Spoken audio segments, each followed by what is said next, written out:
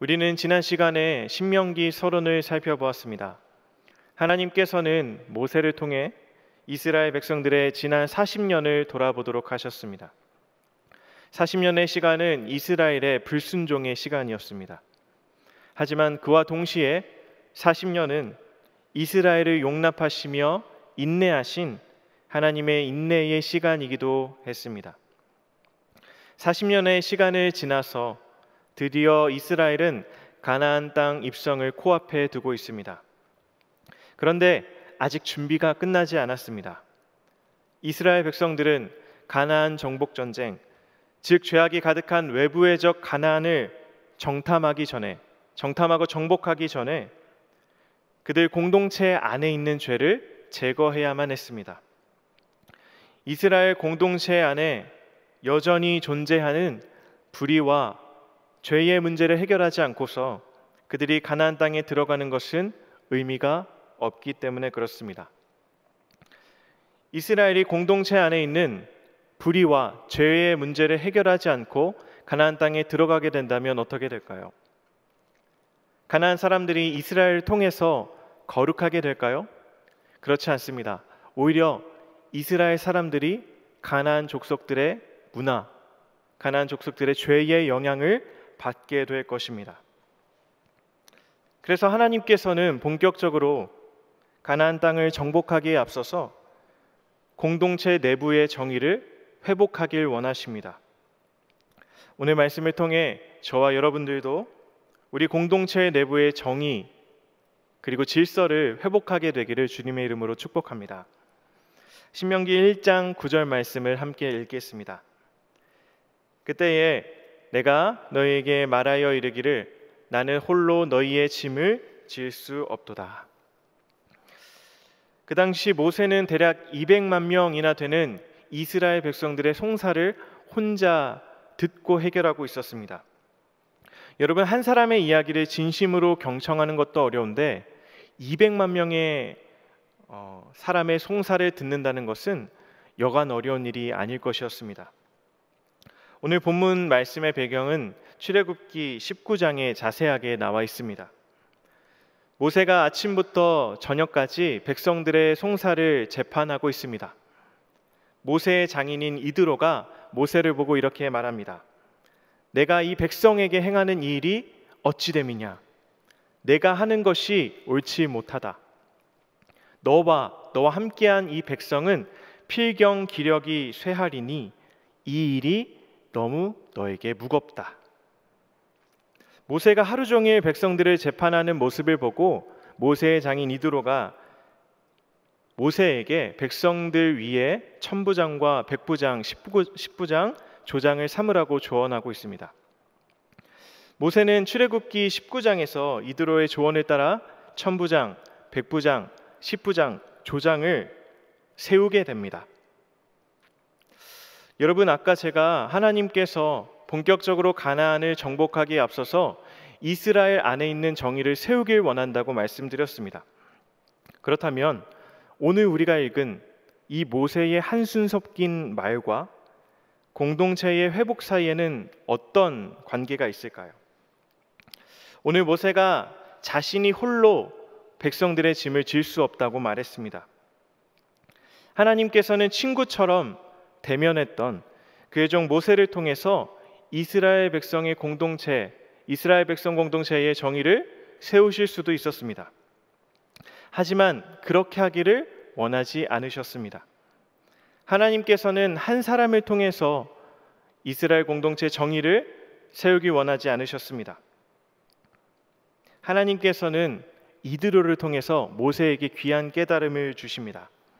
모세, 너와 내 백성은 필경 기력이 쇠한다.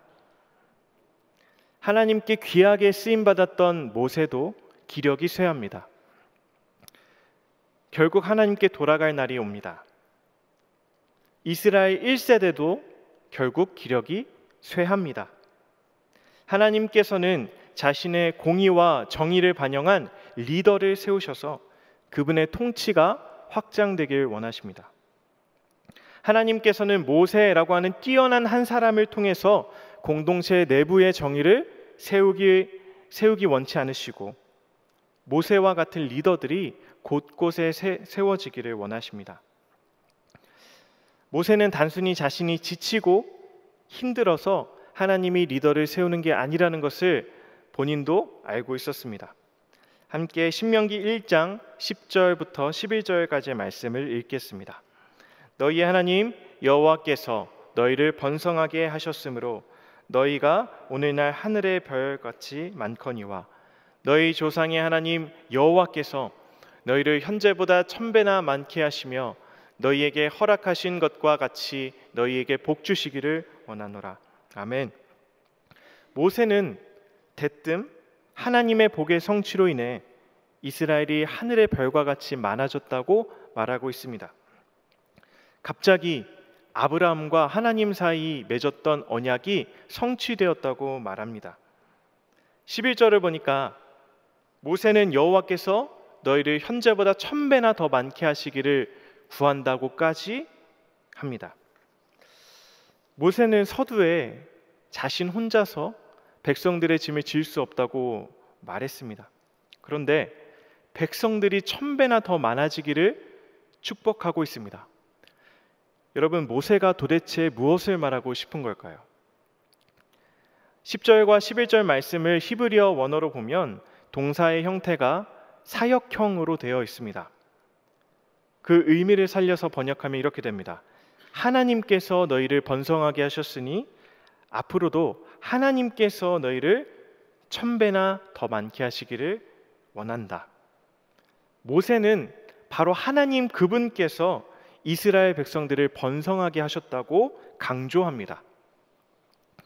모세는 단순히 자신의 힘이 부족해서가 아니라 하나님께서 이스라엘 백성들을 번성케 하셨기 때문에 지금 리더를 세운다고 말하고 있는 것입니다. 하나님께서 아브라함과 하셨던 약속을 신실하게 이행해 오셨고 그로 인해 이스라엘 백성들이 하늘의 별과 같이 많아졌습니다. 하나님께서는 리더를 세울 수밖에 없는 상황을 만드셨습니다. 하나님께서 만드신 것입니다. 다른 말로 하면 하나님께서 리더를 세우길 원하셨습니다. 우리가 이 사실을 깊이 생각해 보아야 합니다. 하나님의 방법은 모세 한 사람을 세워서 이스라엘 공동체 정의를 세우길 원하신 게 아니었습니다. 하나님의 방법은 리더를 세우는 것이었습니다. 자, 그렇다면 하나님께서는 어떤 기준으로 리더를 세우길 원하셨을까요? 하나님의 기준을 살펴보기 전에 먼저 세상은 어떤 기준으로 리더를 세우는지 한 가지 사례를 여러분들에게 소개하겠습니다. 1920년 미국 대통령 선거를 앞두고 공화당 지도부는 워런 하딩이라고 하는 이 상원 의원을 대선 후보로 점찍었습니다. 그 이유는 단순히 이 워런 하딩이라는 사람의 외모 때문이었는데 그 워런 하딩이라는 사람이 대통령처럼 생겼기 때문입니다. 미국 국민들의 눈에는 이 근엄하고 신사적인 이미지를 가진 이 워런 하딩이야말로 미국 대통령으로 알맞다고 생각했습니다. 그런데 반전이 있습니다. 미국의 역사상 최악의 대통령을 꼽으라면 세 손가락 안에 들어가는 인물이 바로 워런 하딩입니다. 여러분, 세상에서 리더를 보는 기준은 종종 이와 같습니다. 사람의 외형과 외적 조건만 보고 그 사람이 리더가 될 제목이라고 쉽게 판단합니다. 얼마나 이게 흔한 오류인지 사람의 외모만 보고 잘못된 판단을 내리는 경우를 가리켜 심리학에서는 하딩의 오류라고 부릅니다. 여러분, 저와 여러분들도 이런 오류에 쉽게 빠지지 않습니까? 그 사람이 근엄하고 신뢰를 가진 외형을 가지고 있으면 우리는 쉽게 그 사람을 신뢰합니다. 하지만 하나님의 기준은 이와 전혀 다릅니다. 13절 말씀을 함께 읽겠습니다. 너희의 각 지파에서 지혜와 지식이 있는 인정받는 자들을 택하라. 내가 그들을 세워 너희 수령을 삼으리라 한즉. 먼저 지혜와 지식이 있는 사람을 택하라고 했습니다. 지식이 있는 자는 분별력 있고 의미를 파악할 줄 아는 사람을 뜻합니다. 그 앞에 나오는 지혜 있다는 것은 그 지식을 올바른 상황에 적용할 줄 아는 사람을 말합니다. 지식은 책을 읽고 열심히 공부하면 얻어낼 수 있는 것입니다. 하지만 이 지식을 올바른 상황에 적용시키는 지혜는 쉽게 얻을 수 없습니다. 그렇다면 이 지혜는 어떻게 얻을 수 있을까요? 그 뒤에 나오는 구절이 힌트입니다. 인정받는 자를 택하라고 합니다. 인정받는 자는 경험이 많은 자를 말합니다. 사람들과 관계를 맺으면서 오랜 시간 속에서 신뢰를 얻어내는 사람이 바로 인정받는 자입니다. 그러니 이 하나님이 원하시는 지혜는 많은 사람들을 경험하고 또 그 사람들로부터 받은 신뢰를 가지고 있는 사람이 가지고 있는 것이 바로 지혜입니다. 지식은 짧은 시간 안에 습득할 수 있는 것이지만 하나님이 원하시는 이 지혜라고 하는 기준은 오랜 시간을 필요로 합니다. 신뢰를 가졌다는 것은 세상의 기준처럼 외적인 조건과 외모로 평가받는 게 아니라 오랜 시간 동안 사람들과 관계 맺으며 검증되었다는 말입니다. 이스라엘로 말하자면 지파들 사이에서, 우리로 말하자면 가까운 가족 친지들 사이에서 오랫동안 함께 지내며 신뢰를 얻어낸 사람만이 오늘 하나님이 택하시는 수령이 될 수 있습니다. 여러분, 현대 사회에서 우리들이 관계 맺는 양상은 오랜 시간 속에서 신뢰를 얻어내는 것보다는 도리어 피상적인 관계에 머무를 때가 많이 있습니다. 깊은 신뢰를 얻어내는 과정에는 필히 고통이 수반되기 마련입니다. 그런데 요즘 사람들은 조금이라도 자기 자신과 의견이 다르면 회피하고 더 나아가서 관계를 손절합니다. 손절이라는 말은 주식 거래에서 도저히 이익이 날 것 같지 않은 주식을 현재의 손해를 감수하고서 주식을 팔 때 쓰는 말을 손절이라고 합니다. 그런데 요즘 이 단어가 인간관계에서 쓰이고 있습니다. 사람들은 조금만 내 마음을 상하게 하고 아프게 만들면 그 관계를 쉽게 끊어버리는 게 지혜로운 대처들이라고 말합니다. 나의 마음이 아프더라도 하나님의 마음으로 관계를 품어내려고 인내하고 노력하는 모습들이 많이 사라졌습니다. 여러분, 하나님이 원하시는 리더는 관계를 쉽게 회피하지 않고 오랜 시간 인내와 사랑으로 사람을 품어낼 줄 아는 사람입니다. 저와 여러분도 사람을 쉽게 포기하지 않고 많은 사람들에게서 신뢰를 얻어내는 사람들이 되기를 소원합니다. 모세는 지혜가 있고 인정받는 자들을 지파의 수령으로 삼고 천부장, 백부장, 십부장, 조장으로 그 사람을 세웁니다.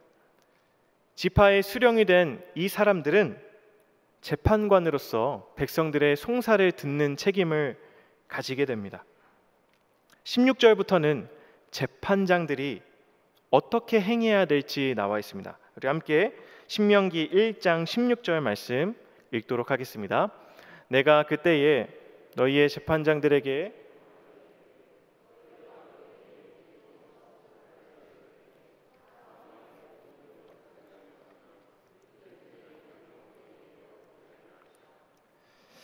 재판장들은 옳고 그름을 판단하는 사람입니다. 하나님께서는 모세를 통해 재판관들은 듣는 사람이라고 말씀하십니다. 재판관이 억울한 사람의 말을 듣지 않는다면 재판관들이 가진 권력은 횡포가 됩니다. 이스라엘 땅에 있는 억울한 자, 슬픈 자, 애통한 자들의 말을 들을 줄 알아야 합니다. 여러분, 사람들은 권력을 가지면 그 권력을 행사하고 싶어 합니다. 권력을 가진 사람들은 말을 많이 하고 싶어 합니다.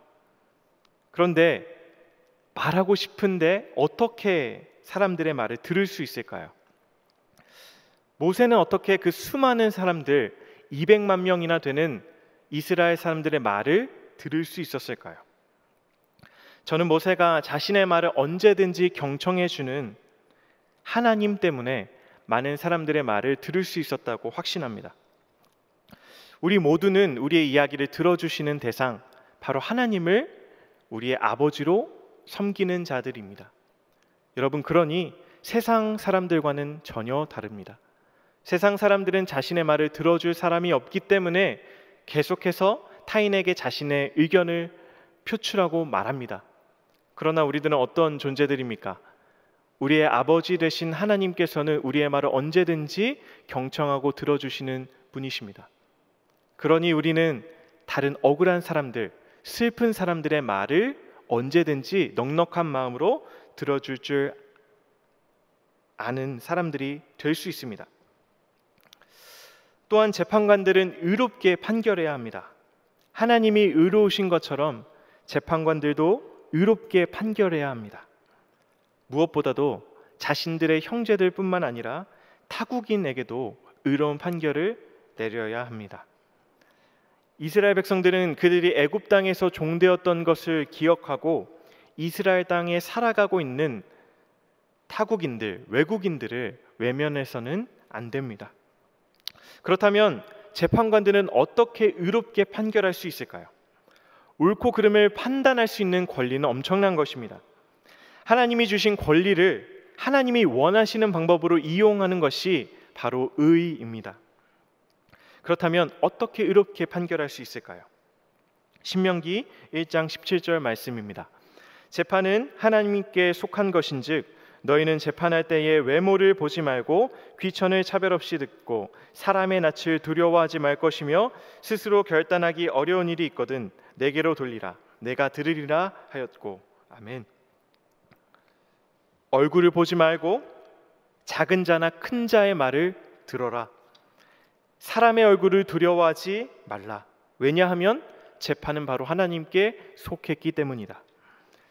사람의 낯을 두려워하지 말고 하나님을 두려워해야 합니다.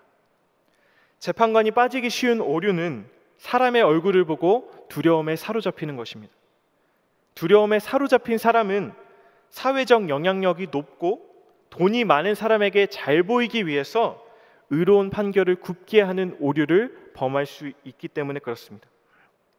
이와 비슷한 성경의 사례가 여럿 있습니다. 출애굽기 32장에서 아론은 백성들의 요구를 따라서 우상을 만들게 됩니다.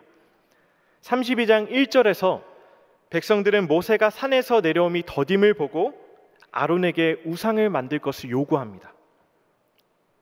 아론의 마음 속에는 백성들의 요구를 들어주지 않으면 인정받는 리더가 되지 못할 것이라는 두려움이 생기기 시작합니다. 아론뿐만이 아닙니다. 사울도 마찬가지였습니다. 사무엘은 사울에게 아말렉 족속을 진멸하라고 했지만 사울은 백성을 두려워한 나머지 하나님 말씀을 불순종하게 됩니다. 사울은 자신의 죄를 고발하는 사무엘 선지자를 향해 이렇게 말합니다. 사무엘상 15장 24절 말씀입니다. 사울이 사무엘에게 이르되 내가 범죄하였나이다. 내가 여호와의 명령과 당신의 말씀을 어긴 것은 내가 백성을 두려워하여 그들의 말을 청종하였음이니이다. 사무엘은 사울에게 하나님 말씀 청종할 것을 간곡히 요청했었습니다. 하지만 사울의 마음 속에는 백성을 두려워하는 마음으로 가득 차 있었습니다. 그래서 결정적인 순간에 어리석은 결단을 내립니다. 여러분, 사람을 두려워하는 마음이 우리 마음속에 가득하게 되면 하나님을 두려워할 수 없게 됩니다. 우리 인생도 마찬가지입니다. 의로운 판단을 내려야 할 때, 옳고 그름을 결정해야 할 때 우리는 무엇을 점검해야 할까요? 내가 사람을 두려워하고 있는가? 아니면 내가 하나님을 두려워하고 있는가? 점검해야 합니다. 본문에 나오는 사람의 얼굴은 사람의 영향력, 사람에게 맞는 인정 욕구, 사람에게 잘 보이고 싶은 마음, 그 모두를 통칭합니다. 이런 것들이 우리 마음속에 가득하다면 우리는 필히 구분 판결을 내리게 될 것입니다. 하지만 하나님을 두려워하는 마음, 재판이 하나님께 속해 있다는 믿음이 우리 속에 있을 때 우리는 의로운 판결을 내릴 수 있습니다. 아론과 사울과는 달리 사람을 두려워하지 않고 하나님의 마음으로 이스라엘 공동체의 정의를 세운 인물이 있습니다. 그는 느헤미야입니다. 느헤미야는 예루살렘 성이 불탔다는 소식을 듣고 기도하며 하나님의 성벽을 중수하기 시작합니다. 성벽을 중수하는 가운데 외부의 적이 끊임없이 공격합니다. 하지만 한 손으론 일을 하고 한 손으론 쟁기를 잡고 병기를 잡고 성벽을 중수합니다. 그런데 뜻밖에도 문제는 외부에만 있는 것이 아니었습니다. 이스라엘 공동체 안에 죄악이 있었습니다. 분열이 있었습니다. 귀족들과 민장들, 그 당시에 사회적인 영향력이 막강했던 그 사람들이 가난한 사람들에게 높은 이자를 받고 있었던 것이었습니다. 이로 인해 이스라엘 공동체 안에 가난한 사람들의 부르짖음이 극에 달했습니다. 그때 느헤미야는 귀족들과 민장들을 꾸짖습니다. 느헤미야는 사람들을 두려워하지 않았습니다. 오히려 그들의 공동체 속에 만연했던 죄를 두려워했고 하나님을 두려워했습니다. 느헤미야의 말을 깊이 묵상해 봅시다. 느헤미야 5장 9절 말씀을 같이 읽겠습니다. 내가 또 이르기를 너희의 소행이 좋지 못하도다. 우리의 대적 이방 사람의 비방을 생각하고 우리 하나님을 경외하는 가운데 행할 것이 아니냐. 아멘. 느헤미야는 귀족과 민장들이 하나님을 경외하는 가운데 행하도록 요청합니다. 여러분, 이것이 하나님이 원하시는 리더의 모습입니다. 리더는 때론 많은 사람들의 여론을 거슬러 올라가는 모험을 감행해야만 합니다. 다수가 하나님의 뜻을 따르지 않을 때 단호하게 하나님의 마음을 전할 수 있어야만 합니다. 그래서 리더의 자리는 쉽지 않습니다. 리더는 대단해 보이지만 한편으로는 유한하고 부족한 사람입니다. 아무리 대단한 사람이라도 스스로 결단을 내리기 힘들 때가 찾아옵니다. 그때 모세는 스스로 결단하기 어려운 순간에 17절에 보니까 그 일을 자신에게 돌리라고 말합니다. 자신이 듣겠다고 말합니다. 모세는 하나님 앞에 친구처럼 대면했던 자였습니다. 그럼 모세의 말은 누가 들어줄까요? 바로 하나님께서 들어주십니다. 그러니 스스로 결단하기 어려운 순간에 그 일을 모세에게 돌리라고 하는 말은 무슨 말입니까? 그 일을 하나님께 돌려드리라 라는 말이 되는 것입니다. 하나님이 진정한 재판관이 되어주심으로 스스로 결단하기 어려운 일이 생길 때마다 하나님께 그 일을 맡기라는 겁니다. 그 일을 하나님께서 들어주시겠다고 오늘 약속하십니다. 참 위로가 되는 말씀입니다. 하나님께서는 자신의 형상, 자신의 공의를 반영한 리더를 통해 일하길 원하십니다. 하지만 그분은 얼마나 리더가 연약하고 부족한지를 아시는 분이십니다. 여러분, 혹시 오늘 말씀을 들으며 이런 생각을 하셨습니까? 나는 리더의 자리에 있지 않은데 이 말씀이 도대체 나랑 무슨 상관이 있을까? 여러분들은 오늘 본문에 나오는 이 수령들, 엄격한 기준으로 선발되는 이 재판장들과 상관이 없는 사람들이 아니십니다. 여러분들은 모두 수령과 재판관과 같이 하나님께서 어떤 목적을 가지고 선택하신 귀한 사람들이십니다. 출애굽기 19장 6절 말씀 저와 여러분 함께 읽도록 하겠습니다. 너희가 내게 대하여 제사장 나라가 되며 거룩한 백성이 되리라. 너는 이 말을 이스라엘 자손에게 전할지니라. 아멘. 저와 여러분을 제사장 나라, 거룩한 백성으로 하나님께서 부르셨습니다. 제사장이라 함은 하나님과의 화해를 중재할 대상이 있습니다. 거룩한 백성이라 함은 거룩하게 할 대상이 분명히 있다는 말입니다. 오늘도 우리는 부르신 곳에서 하나님과의 관계가 깨어진 자들을 하나님께로 인도하고 거룩하지 않은 이 땅의 문화들을 거룩하게 하는 리더로 부름받았습니다. 하나님께로 인도해야 할 이 땅에 수많은 영혼들이 있고 이 땅 안에는 거룩하지 않은 문화들이 너무나도 많이 있습니다. 그러니 여러분, 제사장 나라, 하나님의 나라를 거룩하게 만드는 사람으로서 오늘 저와 여러분을 부르셨다는 말입니다. 옳고 그름을 판단해야 하는 수많은 상황과 환경 속에서 오늘 우리는 본문에 나와 있는 올바른 재판관이 되어야 할 사명이 있습니다. 누군가는 가정 안에서 리더로 부름받았을 수도 있고, 직장 안에서 리더로, 그리고 동역자들, 많은 사람들을 위로해야 하는 리더로, 누군가는 세상 한복판에서 그리스도의 사랑을 전해야 하는 리더로 부름받았습니다. 하나님께서는 오늘도 공동체 안에서 하나님의 정의를 드러내는 자를 찾고 계십니다. 어쩌면 외부의 저 가난을 정복하는 것보다도 더 중요한 것, 공동체 안에 하나님의 정의를 구현시키는 것입니다. 저와 여러분은 어떻습니까? 우리의 모습은 어떤가요? 우리는 하나님의 정의를 드러내는 리더로 살아가고 있나요? 하나님은 분별력이 있고 그 지식을 상황에 맞게 적용시킬 줄 아는 리더를 찾으십니다. 지식은 책을 읽으면 얻을 수 있습니다. 그러나 지혜는 많은 사람들을 만나면서, 많은 사람들을 경험하면서 얻어내는 신뢰를 통해서 가질 수 있습니다.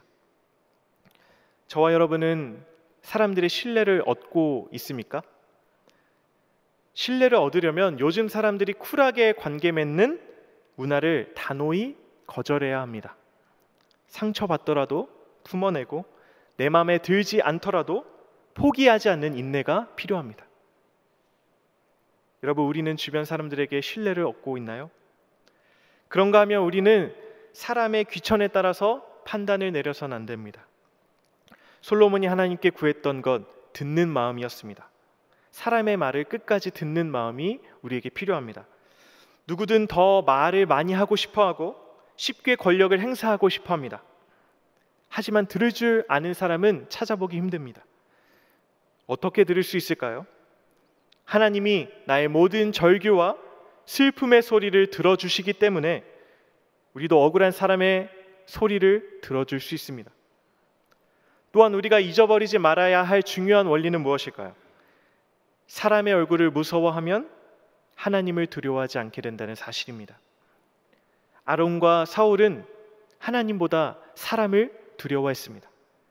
사람을 두려워했기 때문에 결정적인 순간에 하나님의 뜻을 저버리게 됩니다. 저와 여러분은 사람이 아닌 하나님만을 두려워하는 하나님의 백성 되기를 소망합니다. 여러분, 우리가 이렇게 부족하지만 부단히 하나님이 원하시는 리더로 살아가게 될 때 우리는 공동체 안에 있는 정의를 세울 수 있습니다. 그러나 우리는 때때로 우리의 연약함과 유한함을 맞닥뜨리게 될 것입니다. 모세가 나는 홀로 너희의 짐을 질 수 없도다 라고 탄식했던 것처럼 자신의 유한함을 직면할 때가 찾아올 것입니다. 하나님은 연약한 우리를 이미 아시고 그런 어려운 일이 있거든 그 일을 자신에게로 돌리라고 말씀하십니다. 우리의 재판관이시며 우리의 영원한 리더이신 하나님께서 우리의 신음소리를 들으신다고 오늘 본문에서 약속했습니다. 성도 여러분, 우리는 하나님의 형상을 가진 자들입니다.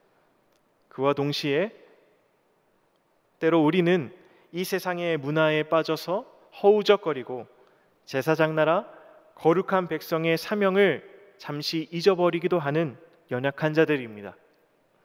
그러나 놀랍게도 하나님의 방법은 여러분들이십니다. 연약하고 부족한 우리를 하나님의 사명, 하나님의 공의, 하나님의 마음을 전하는 리더로 삼으셨습니다. 이 사실을 기억하며 오늘 말씀처럼 우리에게 주어진 시간과 장소에서 부단히 하나님의 정의를 드러내는 리더로 살아가시길 주님의 이름으로 축복합니다. 마지막으로 오늘 말씀을 정리하겠습니다. 첫 번째, 많은 사람들로부터 얻은 신뢰를 통해 지식과 지혜를 발휘하는 사람이 되기를 원합니다. 사람을 외모로 보지 않고 그들의 마음의 소리를 들을 줄 아는 자가 되기를 원합니다.